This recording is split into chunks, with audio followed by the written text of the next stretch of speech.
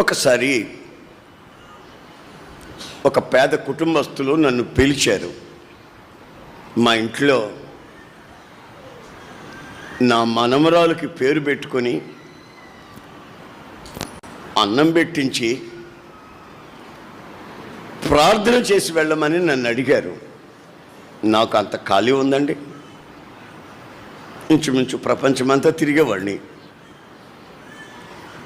దేశమంతా తిరుగుతుంటాను రాత్రి మగళ్ళు. ఈ పేర్లు పెట్టడం, నోట్లో అన్నం పెట్టడం అంతవరకు నాకు ఖాళీ ఉందండి. నేను రాలేను, అక్కకి చెప్పండి అన్నా. అక్కడికి చెప్తే అక్క ఎవరినో పంపిస్తాను అనింది.